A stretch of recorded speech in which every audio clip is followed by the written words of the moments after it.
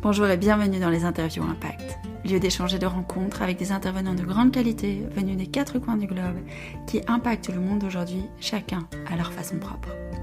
Des moments hauts en couleur, en prise de conscience, en positivité et en bonne humeur sont garantis. Je me présente, Yannick Drico, je suis la créatrice et l'animatrice de ce podcast qui sera en diffusion sur ma chaîne YouTube ainsi que sur vos plateformes préférées de podcast. Sans plus attendre, je vous propose de plonger dans l'univers de notre intervenant du jour.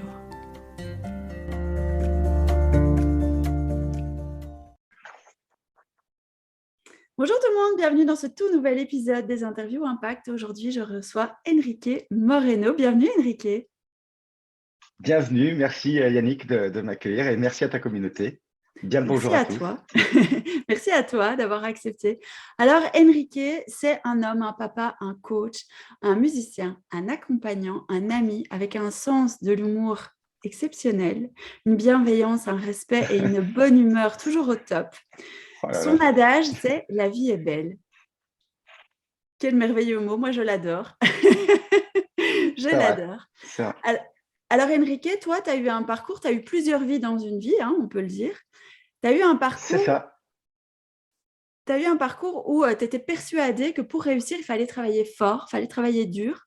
Mais en 2016, la vie, elle t'envoyait un message. Ouais. Elle m'en a assurément envoyé des plus petits avant que je n'ai pas su écouter. Et à un moment donné, elle a décidé de m'en envoyer un peu plus fort. Et celui-là, il a changé totalement ma vie, ma vision de la vie, mon rapport à moi-même et mon rapport aux autres. Et c'est exceptionnel. Beaucoup me posent la question, si aujourd'hui tu avais le choix de ne pas avoir cet accident et donc de ne pas souffrir de douleurs chroniques et pas avoir tout cet attirail que j'ai sur la colonne vertébrale et ta vie d'avant, non, tout est OK, tout est OK. J'accueille et je suis méga heureux de tout ce qui m'est arrivé, de tout ce qui m'arrive et de tout ce qui va m'arriver d'ailleurs. J'adore. Parce que la vie est belle, justement. La vie est belle, voilà. Oui, tout à fait, tout à fait. Ouais. Tu peux nous expliquer un petit peu en grande ligne ton parcours? Parcours très, très simple, hein, finalement, tu sais. Donc, moi, je suis issu de l'immigration espagnole, hein, un papa espagnol, une maman espagnole. Donc, je suis né espagnol. Et mes parents n'ont jamais été à l'école et ils ont eu 3 enfants. Je suis le dernier. On se suit d'1 an. Moi, je vais avoir 50 ans lundi. J'ai un frère de 51 et un de 52. Et tous les 3, on savait déjà qu'on arrêterait l'école à 15 ans et qu'à 16 ans, on travaillerait, quoi. Et ça a été notre parcours. Donc, à 16 ans, j'ai été propulsé dans le monde du travail après avoir fait une courte et un peu laborieuse scolarité. Et voilà, après, je suis de la génération du service militaire. Donc, les valeurs du travail, de la famille, de l'amour, ça, de la gratitude. Ça, c'est vraiment des valeurs fondamentales dans lesquelles j'ai été élevé. Et je remercie profondément mes parents, que j'aime très fort et que j'embrasse. Et voilà, après le parcours normal, je suis la génération de ceux qui ont fait le service militaire. Et quand tu arrives au service militaire, le premier jour, tu fais des tests physiques et psychotechniques. Et manifestement, quand tu as un QI, un test que j'avais jamais fait, je savais même pas ce que c'était, un peu plus élevé, tu vas faire des classes un peu plus longues pour être gradé. Et moi, j'avais 18 ans, j'avais devancé l'appel et on m'a demandé de commander des gens qui étaient plus vieux que moi, des gens du nord de la France, donc des gens avec un caractère bien trempé et des réunionnais. Donc des gens difficiles à mettre en action. Et donc, il a fallu que je mette en place, moi j'étais plutôt sportif et vaillant, en place des stratégies pour que voilà, le petit con de 18 ans se fasse respecter. J'étais dans une compagnie de combat blindé. Et Einstein le dit si bien, la meilleure façon pour enseigner, c'est l'exemple, quoi. Et donc, moi, tout ce qu'on me demandait de faire, je le faisais, quoi. Que ce soit les tâches ménagères, que ce soit les tâches sportives qu'on avait à faire au quotidien. Et puis, du coup, on était mis à l'épreuve souvent par des compétitions entre d'autres sections et voilà, je sais pas, 95% des compétitions, on les gagnait, quoi, parce que j'arrivais à embarquer les gens. Et donc, en sortant de l'armée, je me suis dit, mais il y a peut-être un truc, quoi. J'arrive à embarquer les gens, quoi. J'arrive à les inspirer, j'arrive à les faire crapahuter, les faire pleurer, les faire chier la journée. Et puis le soir, j'arrive à les faire rire avec ma guitare, ma bonne humeur et mon sens de la fête. Donc, il y a quelque chose à faire là-dessus. Et puis, je suis sorti de l'armée, donc je n'avais pas de diplôme. Je continue à travailler. J'ai fait plein de petits boulots. J'étais ouvrier agricole, j'ai été chauffeur-livreur, enfin bref, des boulots alimentaires. Mais j'ai toujours travaillé avec passion. Moi, j'étais toujours content, toujours de bonne humeur d'arriver au travail. Enfin, tout ce que je faisais passionnément.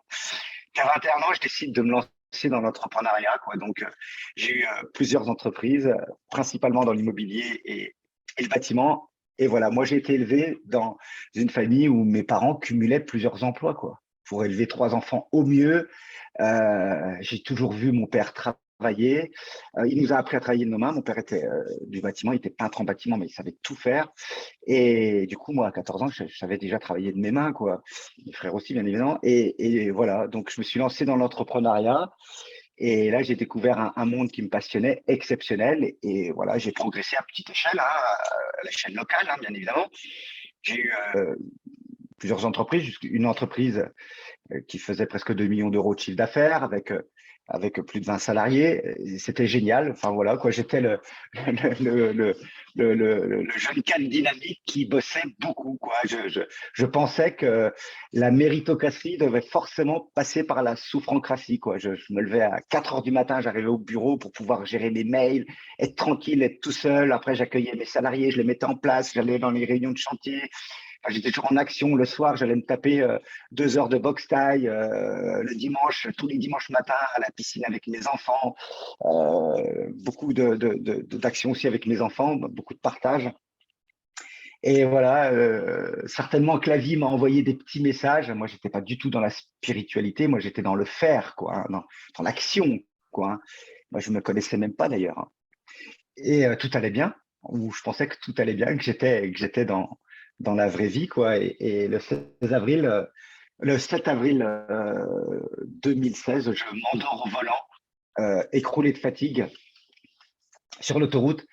Donc, au-delà de l'aspect où je me suis fracassé un peu la colonne vertébrale, il y a l'aspect traumatisant, quoi. C'est traumatisant de s'endormir et de se réveiller de l'autre côté des barrières de sécurité, quoi. Bien sûr. Il y a un coach qui traîne beaucoup sur les réseaux sociaux avec qui j'ai connecté, qui est un super coach exceptionnel, qui a le même parcours. Lui, il n'a pas du tout été blessé. C'est-à-dire que lui, il est sorti indemne de son accident, mais il s'est endormi. La voiture épave, lui, il n'a rien eu, mais il a été traumatisé et il a changé de boulot. Il était manager, il dirigeait 200 bonhommes, il gagnait très bien sa vie, il a tout claqué, il est parti tellement il a été traumatisé. Donc, il y a l'aspect physique et il y a l'aspect psychologique. Et là, on est ce qu'on appelle dans une vraie épreuve, quoi. Là, je suis incapable de continuer à diriger mes entreprises, je suis obligé de les vendre.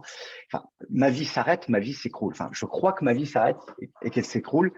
Donc là, on tombe, là, on tombe parce que on a des amis proches que j'ai toujours, on a des amis moins proches, on a des relations et tout ça, on le perd parce qu'on n'est plus personne, quoi. Et on est identifié. En fait, et moi, la première chose que j'ai compris, c'est que j'étais pas Enrique, quoi. J'étais ce chef d'entreprise, quoi. Voilà à quoi on identifie les gens. C'est d'ailleurs, quand on pose la question à quelqu'un, qu'est-ce que tu fais dans la vie? C'est la première chose qu'on dit, quoi. Je suis dentiste, je suis éboueur, je suis sage-femme. Enfin, voilà. On essaie de se présenter, s'identifier qu'au travers d'un travail. Alors, la petite anecdote quand même, c'est comment je suis arrivé au développement personnel et spirituel, moi qui n'ai pas du tout baigné là-dedans, c'est que quand les pompiers sont venus me chercher, le chef des opérations, pour me sortir de la voiture où j'étais bloqué, il m'a dit, monsieur, on contrôle tout, on est en train de sécuriser l'autoroute, on va vous sortir de là, tout va bien se passer, vous avez eu un accident de voiture. Je ne sais pas pourquoi, j'ai eu un message de l'univers tellement puissant que je lui ai répondu, je n'ai pas eu un accident de voiture, j'ai eu un message de la vie. Un message important de la vie. Et ouais, la déjà là, tu première fois avais que j'ai été conscience, opéré, en fait. Ouais. bah là, j'ai pris une claque, là. Mais j'étais dans l'interrogation. Pourquoi j'ai dit ça? Et en même temps, je sentais qu'il y avait quelque chose de bien qui se passait derrière ça, quoi. Quoi, je ne le savais pas encore. Et après ma première opération, hein, j'ai été opéré 6 fois de la colonne vertébrale. J'ai plusieurs prothèses discales, dont un neurostimulateur planté dans ma fesse droite qui alimente 38 électrodes qui ont été posées sur ma moelle épinière. C'est un appareil que je dois recharger tous les soirs. Ironman qu'à bien se tenir. Et quand je suis sorti de ma première opération, quand on m'a monté dans la chambre, j'ai pris mon smartphone et j'ai écrit, mais cette phrase, comment déchiffrer un message que nous envoie la vie? Et je suis tombé sur un mot que je ne connaissais pas du tout, développement personnel. Et là, j'étais comme happé, quoi. J'étais happé, j'étais plus à l'extérieur de mon smartphone, j'étais à l'intérieur dans un monde magique. Tu sais, comme dans le film Narnia, où ils rentrent tous dans l'armoire. Et la première fois, c'est la petite fille toute seule qui sort et qui rentre dans un monde magique, féerique et exceptionnel, la vraie vie, j'ai presque envie de dire. Et c'est un peu ce qui m'est arrivé, quoi. C'était, pour moi, là, le début d'une nouvelle vie exceptionnelle où là, j'ai appris, j'ai lu, j'ai essayé d'avancer avec des hauts et des bas. Hein. Ça a été une sinusoïde et pas rectiligne. Hein. Je suis tombé. J'ai des gens où j'avais à cœur qui m'écrivent pour prendre de mes nouvelles, qui m'écrivaient pas. Et tout ça, je me suis posé des questions. Qui j'étais, quoi? Mais qui je suis vraiment, quoi? Est-ce que j'ai envie vraiment d'être cette étiquette Enrique, le chef d'entreprise, quoi? J'organisais dans ma belle grande maison avec piscine des paellas pour 20 personnes. Tous les samedis, il y avait du monde à la maison. Et ces gens-là, ils ont disparu du jour au lendemain, quoi. Parce que j'étais plus chef d'entreprise. Oui, mais j'étais toujours Enrique. Et quand les gens y venaient, moi, je parlais pas de boulot. Moi, mon costume de chef d'entreprise, il était inexistant. Moi, c'était leur faire la meilleure paella possible, les faire rire, les faire danser, jouer de la guitare, monter sur la table, danser n'importe comment, chanter et d'embarquer tout le monde, quoi. Et ça, j'ai réussissais vraiment à le faire. Et voilà, ces gens ont disparu et donc du coup, il a fallu que je me reconstruise derrière ça et c'est ce que j'ai tenté de faire avec des hauts et des bas. Alors pour être honnête, j'y suis pas arrivé, hein. Je suis vraiment tombé au fond où j'étais carrément perdu, plus d'identité. Et à titre personnel, ça a été difficile parce que j'avais peu de soutien. Puis je voulais toujours montrer cette image de l'homme fort auprès de mes enfants, avec qui je suis très proche et que j'aime profondément, mes 3 enfants. Et donc à un moment donné, j'ai dit, mais voilà, si les coachs existent, ben, ils vont pouvoir peut-être m'aider. Voilà, et tu pars et tu vas sur Google et tu cherches, quoi. Tu sais pas, tu connais pas ce milieu-là et t'en appelles un et t'en appelles un deuxième parce que tu connectes pas avec le premier, parce que c'est important de connecter avec la personne qui t'accompagne. S'il n'y a pas une connexion, une communion, tu peux pas. Et je suis tombé sur 2 personnes exceptionnelles, en parallèle un coach de vie et une hypnothérapeute exceptionnelle qui m'ont aidé à être ce que j'ai toujours été, c'est-à-dire ce mec résilient qui, quoi qu'il arrive, se relève, quoi. Et c'est comme ça que j'ai réussi à me relever, à me reprendre en main, à contester tous les avis médicaux qui me condamnaient, puisque j'ai déclenché une spondylarthrite ankylosante lors de mon accident, mais j'étais porteur du gène. Et tu peux déclencher la maladie au travers d'un trauma psychologique ou physique, ou les deux, comme c'était le cas pour moi. Donc, je souffre d'une spondylarthrite ankylosante. Et voilà, j'étais à l'encontre de tous les avis de médecins qui me condamnaient. Enfin, si j'avais écouté les neurochir aujourd'hui, je serais dans un fauteuil roulant en train de manger des pop-corn et regarder Plus belle la vie le matin et cirer la nougnac le soir, quoi. Enfin, voilà, moi, j'avais pas envie de ça, quoi. Moi, j'avais continué d'entreprendre, d'avancer, etc. Et j'ai continué à avancer, j'ai continué à me faire accompagner et voilà, il y a un coach qui m'a fait mon ikigai, mais qui m'a dit, mais tu vas pouvoir continuer, tu feras plus d'entreprise physique parce que physiquement, tu peux plus, mais tu vas transmettre. Tu es fait pour transmettre, donner, etc. Et donc là, je suis en train de finir ma 3e formation de business coach pour accompagner. Et en parallèle, je commence déjà à accompagner des entrepreneurs dans leurs difficultés. Voilà un peu mon petit parcours, Yannick. Waouh. Super inspirant en tout cas et merci d'avoir partagé tout ça avec ma communauté et moi. Merci à vous. Dis-nous un peu les clés qui ont fait que tu as réussi justement à transformer cet épisode douloureux en renaissance, parce que c'est vraiment ça, hein. C'est le vrai Enrique qui a pris sa place dans toute sa splendeur. Et quelles ont été les clés qui t'ont aidé? Alors, les clés, faut remettre dans le contexte. C'est-à-dire que dans un contexte normal, Enrique baisse pas les bras, Enrique il se bat, Enrique il avance. On n'est plus dans un contexte normal. Je suis d'opération en opération, je suis de centre de rééducation en centre de rééducation. Je voulais absolument remarcher. Nous sommes le 11, dans quelques jours, ça fera 3 mois même que je marche sans canne. Oh, bravo, félicitations. Ouais, je fais du sport tous les matins, je fais ma gratitude, ma méditation, du yoga thérapeutique et du sport. Tous les matins, quoi qu'il arrive, plus ou moins en fonction de mes douleurs, mais voilà, je lâche rien. Mais voilà, je suis dans un contexte où je suis tombé au plus bas pour la première fois de ma vie, où c'est extrêmement compliqué. Pour être honnête, en parallèle dans ma vie privée, c'est extrêmement compliqué aussi parce que j'ai pas le soutien de la personne dont je suis profondément amoureux. Je comprends plus ce qui m'arrive. Et là, j'ai besoin d'aide. J'ai vraiment besoin d'aide. Donc, j'ai envie de dire la première clé, c'est l'humilité, quoi.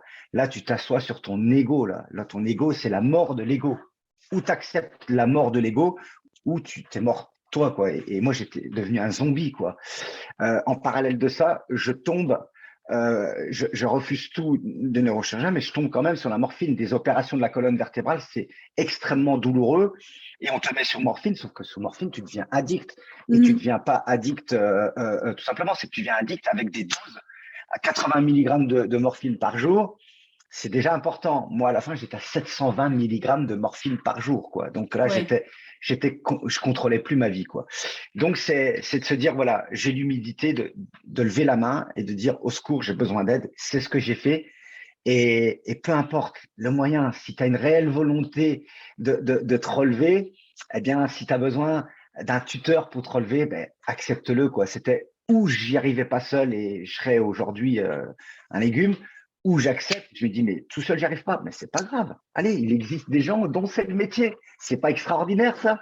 Donc voilà, j'étais accompagné d'un coach de vie et d'une hypnothérapeute où on a travaillé fort ensemble, où là, on a travaillé au plus profond. C'est un travail d'introspection énorme où tu fais connaissance avec toi-même et puis tu t'aperçois que quoi qu'il arrive, la vie est belle, quoi. La vie est belle, que tu peux te relever de tout, quoi, et que tout peut arriver et que tu fais avec ce que tu as. Tu pars avec ce que tu as, quoi. Et tu y vas, quoi. Pars pas avec ce que tu n'as pas. Bien sûr qu'il y a plein de choses que j'avais plus ou j'avais pas, mais j'avais encore des choses que j'avais, quoi. Et j'ai fait avec ça, quoi. Oui, Voilà, j'adore j'ai fait parce preuve que de résilience. tu nous montres qu'en fait, il faut pas regarder, comme tu dis, pars pas avec ce que tu as pas. Il faut pas regarder ce qu'on n'a pas, il faut pas regarder le manque, il faut toujours regarder ce qu'on a. Et C'est ça. ça rejoint la gratitude que toi et moi, on met en place et que beaucoup de nos auditeurs mettent en place chaque jour. Ça, c'est un outil super puissant et ça t'a permis aussi comme tu dis, d'avoir une routine matinale comme ça qui te permet aujourd'hui de marcher sans canne alors que les chirurgiens te disaient mais plus jamais tu marcheras. Ça t'a permis, Plus comme jamais quoi tu le mental. retravailleras, plus. Ouais. Carrément, carrément.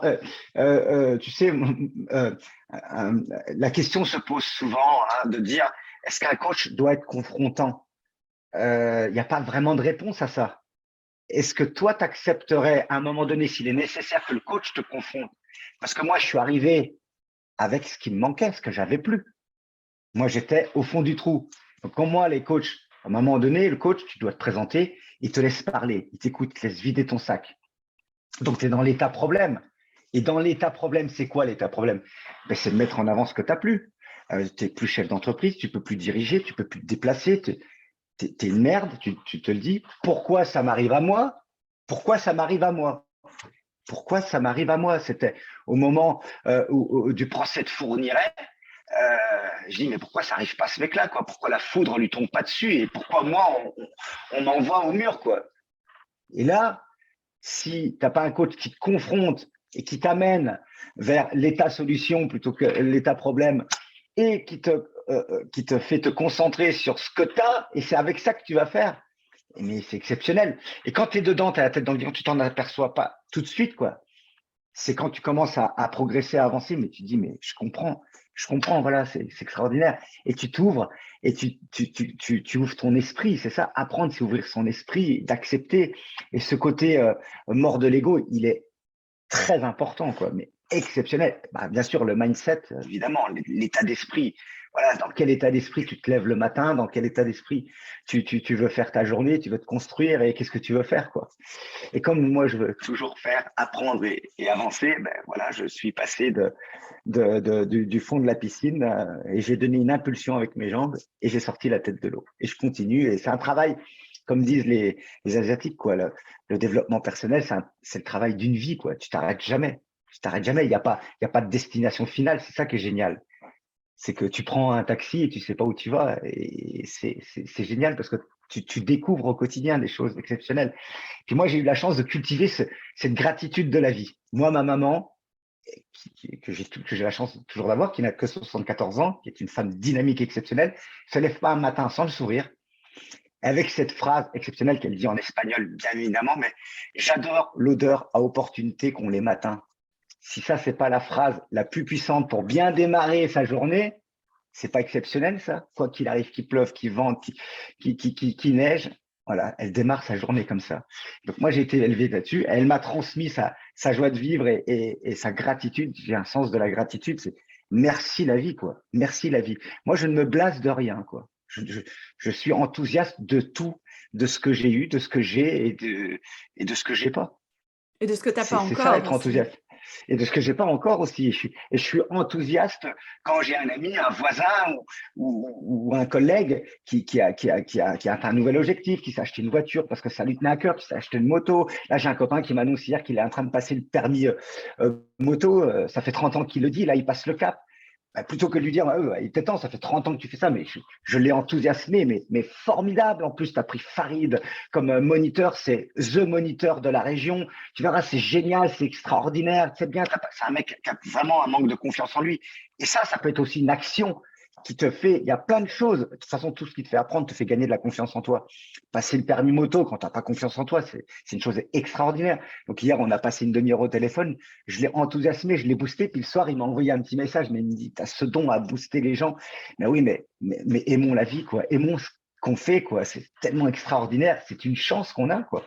C'est une chance de se lever chaque matin, quoi.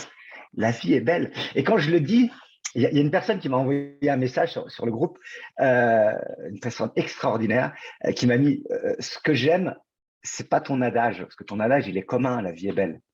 Il y a des films, des chansons, des machins.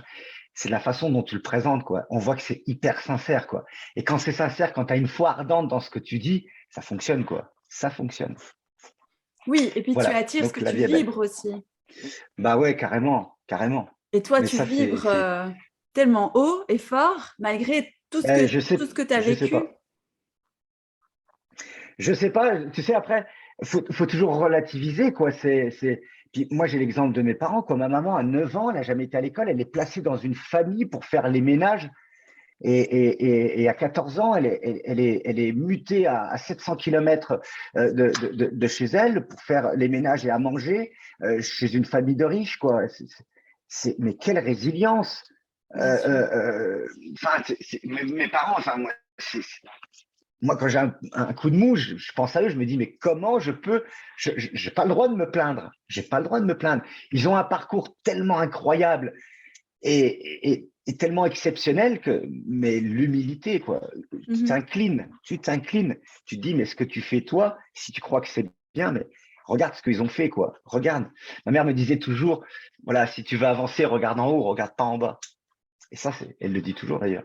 Et ça, c'est extraordinaire, quoi. Donc, voilà, je ne pense pas être un exemple. Je m'inspire des autres. On a besoin de héros et c'est pas forcément Batman ou Superman à la télé. Le héros, ça peut être ta voisine de 87 ans qui va faire une marche tous les jours d'une demi-heure. Moi, ça m'inspire énormément, autant que Batman qui gagne à la fin, quoi. Tu vois? Voilà un peu comment je vois la vie et ma philosophie, en tout cas. Et quoi qu'il arrive, la vie est belle. J'adore, j'adore. Et alors, tout à l'heure, tu parlais d'ikigai.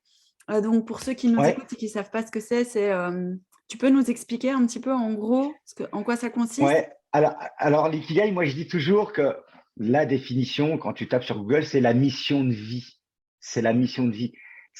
J'avoue avoir un peu de mal avec ce mot de mission parce que ça peut être mal interprété, quoi. Une mission, voilà, là, il y a des missions en ce moment dans la conjoncture actuelle qui sont pas très fun. Mais voilà, plutôt que de mission de vie, c'est qu'est-ce qui t'anime, quoi. Quelles sont tes valeurs, quoi. Moi, je me rappelle quand j'ai commencé l'accompagnement, il y a des questions où j'ai eu beaucoup de mal à répondre, des questions qui m'ont fait beaucoup de mal parce que là, j'allais chercher des choses que j'avais pas forcément envie de voir. Et puis il y a des questions où je répondais avec énormément de spontanéité. Et par exemple, quand on a commencé sur le travail de mes valeurs, ça c'est quelque chose qui était facile pour moi parce que je savais ce qui m'animait. Le travail, l'amitié, la fidélité, la sincérité, la résilience, tout ça, ce sont des valeurs que j'ai toujours cultivées, donc c'était facile. Mais il y a plein de gens, quand tu leur poses cette question-là, ils sont incapables de te répondre. Et je crois que voilà, l'ikigai, il y a beaucoup de choses autour de l'ikigai. C'est un outil on peut en parler pendant des heures. C'est un outil extraordinaire et qui n'a pas de fin surtout. Mais voilà, quels sont tes talents naturels, quels sont tes soft skills, qu'est-ce qui t'anime, qu'est-ce qui fait que quand tu le fais, tu ne vois pas le temps passer. Qu'est-ce qui fait que quand tu le fais, tu as déjà des boules au ventre avant d'avoir commencé? Tu vois, est-ce que tu aimes jouer de la guitare? Ouais, ben qu'est-ce qui se passe quand tu joues de la guitare? Quelles sont les émotions que tu as? Je sais pas, si tu aimes aller promener avec ton chien, qu'est-ce qui se passe? Tu peux pas t'en passer, tu adores ces moments-là, mais c'est génial, c'est OK. Mais voilà, qu'est-ce qui t'anime? Qu'est-ce qui te fait vibrer? Qu'est-ce qui te fait que le temps s'arrête? Et qu'il y a plus d'effet de temps, quoi. C'est extraordinaire, ça. Ben ça, faut l'écrire. Moi, j'écris beaucoup, hein, depuis. Moi, qui écrivais pas du tout avant, qui lisait d'ailleurs pas. Je lis et j'écris tous les jours. Et la créativité, c'est ça aussi. C'est que la créativité entraîne la créativité, la positivité entraîne. Quand tu écris, mais il te vient des choses, tu te dis, mais d'où ça me vient, quoi. Ben, c'est déjà à l'intérieur. Oui, On oui. a tout en nous. Tu as juste à enlever le voile. Oui, on a tout en nous, tout à fait. Allons chercher, posons-nous des questions. C'est tellement extraordinaire parce que les réponses sont tellement exceptionnelles et c'est ce qui nous fait grandir, quoi. Donc, l'ikigai, voilà, c'est qu'est-ce qui t'anime, qu'est-ce qui te fait vibrer, en quoi tu crois avec une foi ardente, quoi. Tu vois. Je prends l'exemple de la fille de ma dentiste, c'est un exemple exceptionnel, introvertie, associable complètement. À 13 ans, elle savait déjà jouer à des jeux. Alors, je ne connais pas les jeux vidéo, je sais pas, Warcraft, un truc comme ça. Et elle s'enfermait, savait qu'elle jouait au jeu, mais pas à quoi, etc.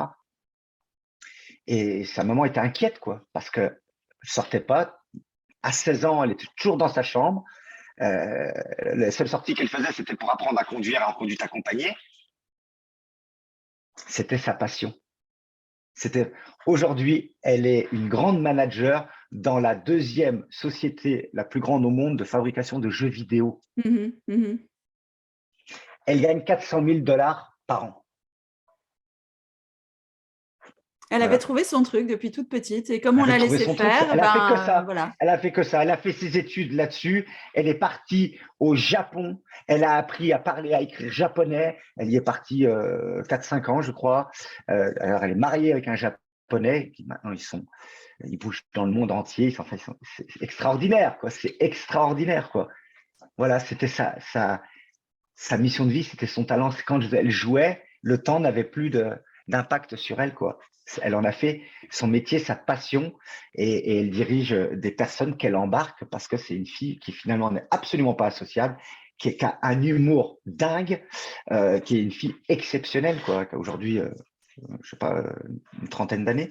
Voilà, ça c'est un exemple hyper impactant et voilà, elle fait ce qu'elle aime, quoi. Et ça c'est hyper important, quoi. Fais ce que tu aimes dans ton travail et tu n'auras pas l'impression de travailler une seule seconde de ta vie, quoi. Tout à fait, tout à fait. Moi, j'ai jamais eu l'impression de travailler, quoi. Et pourtant, je travaillais dur. Et pourtant, j'ai toujours travaillé dur. J'ai toujours été persévérant. J'ai toujours été au-delà de ce que je pouvais aller, toujours plus, toujours plus. Évidemment, ça m'a conduit là où j'étais. Donc, j'ai aujourd'hui une vision de la relation entre méritocratie et souffrocratie qui est complètement différente. Et tant mieux, c'est pour ça que je répète, hein, si aujourd'hui, j'avais le choix entre revenir en arrière et ne pas avoir cet accident, non, moi, je veux retraverser les barrières de sécurité. Parce que derrière, il y avait un monde magique qui m'attendait, quoi. Ouais. Voilà. Et alors aujourd'hui, mais toi, une de tes valeurs aussi, c'est de transmettre, de partager. Et j'adore ça. Et du coup, tu as créé le groupe sur Facebook qui est Guérir et réussir, dans lequel tu partages des choses, des pépites tous les jours avec des textes toujours aux petits oignons. Moi, j'adore. J'aime bien écrire. Ouais. C'est un truc de fou, ça. Mais ça, c'est toi, c'est un truc que j'ai découvert. Si j'avais pas eu mon accident, jamais j'aurais su que avoir. Mais ça se développe, hein. J'ai pas un talent à l'écriture. C'est un truc que quand tu lis, quand tu écris, plus tu joues de la guitare, plus tu sauras mieux jouer. Plus tu écris, plus tu sauras écrire. Alors, si tu lis à côté, évidemment, il faut lire en parallèle, hein. Apprendre tout le temps dans ce désir d'apprendre.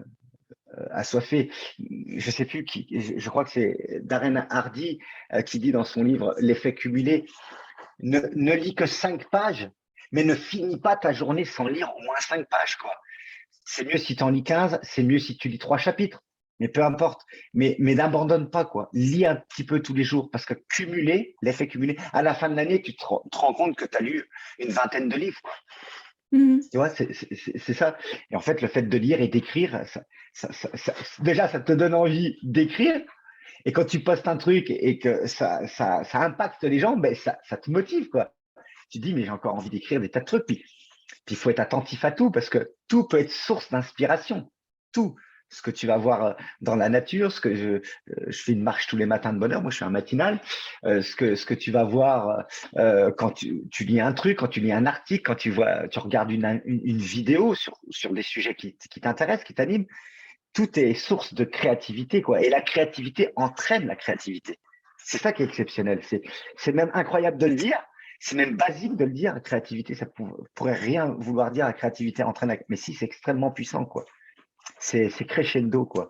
Et plus tu crées, plus tu te dis, mais tu rentres dans un truc encore plus vaste, et tu dis, mais il me faudrait combien de vies pour faire tout ce que j'ai envie de faire, quoi. C'est ça qui est hyper passionnant. Et du coup, peut-être un livre un jour, qui sait, parce que tu aimes tellement écrire. Ouais, mais alors pour être totalement honnête, c'est en cours. Alors, je fais beaucoup de choses à la fois et en ce moment, c'est un peu un ouragan à titre personnel que j'essaye de clôturer au mieux. Mais voilà, ça fait partie de ces projets. Il y a un proverbe, je crois que je sais plus si c'est un proverbe arabe ou espagnol, mais peu importe, puisque les Arabes ont envahi l'Andalousie pendant 800 ans, donc il reste des traces. Qui dit un homme, avant de mourir, doit avoir fait un fils, planter un arbre et écrire un livre. Alors moi, dans ma deuxième maison où je suis, j'ai planté un pommier le jour de la crémaillère, tout petit pommier, hein, qui maintenant est énorme, parce qu'il a 12 ans. Et j'ai fait un fils exceptionnel qui s'appelle Diego, que j'aime et que j'embrasse très très fort. Et voilà, j'ai écrit déjà à peu près la moitié d'un livre, voilà. Magnifique. Que je finirai, bien évidemment. Bien sûr, voilà, et puis qu'on aura hâte de lire aussi, surtout. Ben, je ne sais pas, mais oui, en tout cas, je l'écris avec mon cœur. Voilà, ça c'est indéniable. Je l'écris avec amour.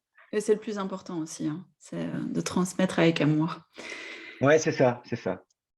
Génial, bah écoute, merci pour tout ce que tu nous as partagé, il y avait énormément de valeur. Écoute, merci à vous, Je suis honoré que tu aies pu me demander ça. Tu as vu, j'ai même été extrêmement étonné, hein, Yannick, mais je le fais avec plaisir, je le fais vraiment avec beaucoup d'authenticité et beaucoup d'humilité. Et j'espère en tout cas que ça pourra impacter et apporter à ta communauté. J'en suis certaine. Très fort au passage. J'en suis certaine. Et tu as envie de clôturer sur quelque chose que tu as envie de dire aux auditeurs aujourd'hui, quelque chose que tu as envie de transmettre, clôturer. Ouais. C'est si on me posait la question là tout de suite, c'est qu'est-ce que je retiens de ces 5 années où j'ai découvert le développement personnel, où j'ai découvert beaucoup de choses, parce qu'on parle de plein de choses, on parle de valeurs, on parle d'ancrage, on parle de syndrome de l'imposteur. Ce sont des choses extrêmement importantes, hein. Je ne dis pas qu'il ne faut pas en parler, au contraire, c'est même hyper important. Mais si moi j'ai un truc à retenir, mais vraiment, c'est parce que c'est, je pense, ce qu'on retient de mon point de vue le jour de notre départ. Qu'est-ce qu'on a envie? C'est une question qui est hyper impactante, hein, qu'est-ce que tu as envie que les gens retiennent de toi le jour de ta mort, quoi, tu vois? Eh bien, moi, c'est mon attitude. Moi, j'ai envie, parce que tu peux avoir toutes les aptitudes du monde, toutes les connaissances, tu peux être un virtuose au piano, tu peux être un mathématicien hors pair ou un maçon exceptionnel. C'est important d'avoir des aptitudes, hein. Les aptitudes, d'ailleurs, tu peux même les développer tout au long de ta vie. Tu peux apprendre plein de choses et même dans ce que tu sais déjà, tu peux performer chaque jour. Mais l'attitude, ton attitude, c'est comment tu te comportes, comment tu arrives à un endroit avec le sourire. Tu sais, moi, je suis très observateur. Moi, j'essaie de pas montrer, mais je suis quelqu'un. J'adore dans la campagne. Moi, je suis bien partout. Je peux être dans un petit village au fin fond de Cordoba, d'où je suis né, où il y a 200 habitants, et je peux être à Paris, cette ville extraordinaire et magique que j'adore, et voir plein de monde et observer les gens, etc. C'est quelle attitude, quoi. Quelle attitude quand tu es un commerçant que tu adoptes quand tu reçois ton client. Quelle attitude quand tu es client et que tu rentres dans une boulangerie qui est bondée de monde et qu'est-ce que tu transmets, qu'est-ce que tu as envie. Et les gens, on vit dans un monde stressé, alors qu'il y a, ça va, dans Paris, je vois très peu de tigres à dents de sabre prêts à m'attaquer, tu vois. Non, mais c'est vrai que les hommes préhistoriques étaient toujours sur le qui-vive, à savoir s'ils allaient se faire attaquer. Eh ben, on est quand même dans un état d'esprit de stress, alors qu'on est en totale sécurité quand même, hein. Moi, je vais très souvent à Paris, par exemple. Je me suis jamais fait agresser, je me suis jamais fait attaquer par un tigre à dents de sabre. Je dis pas que ça n'existe pas, mais voilà. Donc, il n'y a pas lieu d'être stressé. Les gens sont hyper stressés. Ils marchent vite, ils regardent leurs pieds ou leur portable. Ils font la gueule, quoi. C'est comme une ampoule. Une ampoule, elle peut être éteinte, puis elle peut être allumée. Sauf que quand elle est allumée, elle illumine, quoi. Et la lumière, ben, ça se transmet, quoi. La lumière, quand tu allumes la lumière dans ta chambre qui fait noir ensemble, ben, ça se transmet parce que ça éclaire ta chambre, quoi. Mais est-ce que tu as envie d'éclairer ou est-ce que tu as envie d'être une ampoule fondue, quoi? C'est ça, quoi. C'est l'attitude. Qu'est-ce qu'on va retenir de toi? Bah, il avait une joie de vivre, il a été dans le partage, il était exceptionnel. Ou ce que tu as envie de dire, ah ouais, c'était waouh, vache, 25 ans, prof de philo, le mec, une bête. Voilà, c'est attitude vs aptitude, quoi. Bah, moi, j'opte pour l'attitude, quoi. Parce que l'attitude, c'est tout, quoi. C'est contagieux, quoi. Tu peux en quelques secondes transmettre de l'énergie positive, de la bonne humeur, du sourire. Si tu es 25 ans expert, prof de philo, tu peux pas le transmettre en quelques secondes, ça. Tu peux pas. Mais tu peux transmettre la bonne humeur, tu peux transmettre une belle attitude, quoi. Et ça, je trouve que c'est un outil hyper puissant. Travailler sur son attitude. Quelle attitude? Quelle image tu veux donner de toi à la personne qui va te voir les 5 premières secondes? Ça, c'est pour moi hyper important et c'est là-dessus que je travaille, hein, parce que je suis pas toujours en good mood, hein. Des fois, j'ai aussi mes modes down, hein, ça c'est sûr, hein. Mais j'y travaille, voilà. Mais c'est ce qui fait aussi qu'on est Voilà. humain, tu vois. On a Mais toujours. carrément, mais carrément. Tu pourras jamais effacer ces émotions négatives. Le principal, c'est de savoir comment Mais non, réagir, en fait. C'est de savoir mais quoi en carrément, mais faire, carrément. comment changer ton état d'esprit à ce moment-là. Mais Accueillir c'est aussi, une parce que gymnastique, oui, carrément. oui, oui, il Mais faut. tu sais, le moment présent, c'est une gymnastique, quoi. C'est plus tu t'entraînes, plus tu deviens bon, quoi. Il t'arrive une situation. Je me rappelle, j'avais regardé une vidéo de Paul Pironet, qui est un mec exceptionnel, qui dit quand le premier confinement est arrivé, où tout le monde s'est jeté sur les pâtes et le riz comme la misère et le PQ comme la misère sur le monde. Il est arrivé dans un parking et c'était bondé. Il est descendu, il s'est énervé, et trop de monde, il est remonté dans la voiture et il est reparti. Et dit, après, je me suis repris, quoi. Voilà, j'ai accueilli mon émotion, mais qu'est-ce que je fais là? Il y a du monde, c'est normal, ben, je vais faire la queue comme tout le monde, quoi. Je trouve cet exemple extraordinaire, parce que c'est Paul Pironet quand même qui le dit, quoi. Donc, même lui qui est un expert, hein, en la matière, bah, il a l'humilité de dire, mais moi aussi, des fois, j'ai des émotions qui sont pas celles que j'aurais envie, et c'est OK, j'accueille, je réfléchis, et je modifie, quoi. C'est OK, il y a un moment down, ben, transformons-le, accueillons-le. Et ben, en fait, plus tu t'entraînes au moment présent, plus ce genre de situation qui t'arrive, ben, tu arrives immédiatement à les corriger, quoi. Voilà, quoi. Tu sais, moi, je prends toujours l'exemple du stylo, tu sais. Moi, j'aime pas conduire les voitures, donc moi, je suis le gars le plus zen en voiture. Tu peux me rouler dessus, moi, je m'énerve jamais en voiture, je klaxonne jamais en voiture. D'ailleurs, je suis pas sûr que je sais même où se trouve le klaxon sur ma voiture, tu vois. Vraiment, je klaxonne jamais. Et je suis zen, moi. Les gens passent devant, je m'en fous. Moi, c'est un moment, tu vois. Il y a deux moments où vraiment je prends le temps et c'est quand je me brosse les dents et quand je roule en voiture. J'aime pas rouler en voiture, donc je le fais, je m'énerve pas. Tu sais, c'est l'histoire du stylo. Ayez toujours un stylo dans la voiture. Surtout si tu vas rouler à Paris. Les Parisiens, attention, là, klaxon, là, c'est l'Italie à Paris, quoi. Et le stylo, tu choisis de le mettre où? Soit tu choisis de le mettre comme ça. Alors, j'ai pas des grosses lèvres, comme ça, et tu fais la gueule. Soit tu choisis de le mettre comme ça. comme ça. Donc, quand tu te fais doubler, le mec te fait une queue de poisson, il te serre, presque il te touche. Ah, quand il est comme ça, il dit, et t'as vu ce que t'as fait, mec? Et t'as failli me rouler dessus, quoi. Ou alors tu te mets comme ça, et puis tu l'insultes de tous les noms, et voilà, tu vois, c'est la même situation, mais t'as pas la même attitude, quoi. Tu vois, et ça, c'est hyper important. Et je dirais même que c'est pas qu'en voiture qu'on devrait avoir. On devrait tous avoir tout le temps un stylo sur soi pour choisir de le mordre, pour avoir le sourire, ou de le mettre entre le nez et la lèvre supérieure pour faire la gueule. Voilà, mais c'est bien que tu l'aies expliqué parce qu'on a des auditeurs qui vont nous écouter sur podcast, donc ils ne vont pas nous voir, ils vont juste nous ils vont voir entendre. mes grimaces, du coup. Ils vont voir mes grimaces. J'adore. Le ridicule ne tue pas. Non, tu as bien raison. T'as bien raison. Voilà. J'assume totalement. Je vous prie de m'excuser pour ces grimaces, mais il fallait que je le fasse. Non, c'est génial. C'est d'ailleurs pas prévu. C'est génial. Moi, j'adore quand c'est comme ça, quand mon invité se sent à l'aise, qu'il partage, qu'il soit authentique. Ouais. Je peux même te dire que j'en avais oublié qu'on était enregistré. D'accord, tu couperas en montage. Non. Mais non, je plaisante, tu coupes pas. Rien du tout. C'est a cappella. Coup du stylo, je n'avais pas prévu. Merci. Merci Yannick. Merci à ta communauté. Merci Yannick. C'est vraiment un vrai plaisir. Tu as vu, je le fais vraiment avec le cœur et je le fais avec grand plaisir. Merci pour tout ce que tu nous as partagé. Merci aux auditeurs de nous avoir écoutés. Et puis, je vous dis, la vie est belle, comme Enrique. Prenez grand soin de vous. Moi, je vous embrasse. Je vous retrouve dans un tout nouvel épisode. Et puis, Enrique. Je vous embrasse aussi, du coup. Merci, à tout bientôt. Yannick. Je t'embrasse. Merci à ta communauté. La vie est belle, quoi qu'il arrive. Quoi qu'il arrive. Merci d'avoir été là. Au revoir les amis.